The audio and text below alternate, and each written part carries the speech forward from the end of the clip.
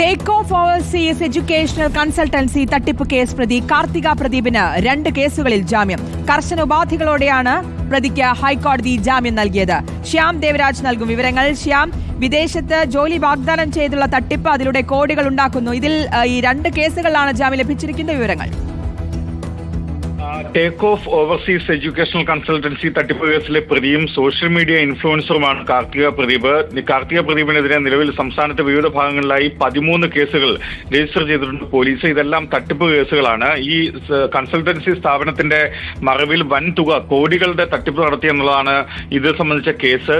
ഈ കേസ് 2 കേസുകളിൽ, അതായത് ബാലുശ്ശേരി, വേങ്ങര പോലീസ് സ്റ്റേഷനുകളിൽ രജിസ്റ്റർ ചെയ്ത കേസുകളിലാണ് കാർത്തിക പ്രദീപിന് ജാമ്യം ലഭിച്ചത്. കർശന ഉപാധികളോടെയാണ് ഹൈക്കോടതി ജസ്റ്റിസ് PV കുഞ്ഞികൃഷ്ണൻ അധ്യക്ഷനായ സിംഗിൾ ബെഞ്ച് ജാമ്യം നൽകിയത്. പ്രതിയുടെ കൂടുതൽ കസ്റ്റഡി, ജുഡീഷ്യൽ കസ്റ്റഡി ആവശ്യമില്ല എന്ന നിരീക്ഷണവും കൂടി നടത്തിയാണ് സിംഗിൾ ബെഞ്ച് ജാമ്യം നൽകിയത്. ജാമ്യ വ്യവസ്ഥകൾ ഇതാണ്: 50,000 രൂപയുടെ 2 ആൾജാമ്യം കാർത്തിക പ്രദീപ് നൽകണം.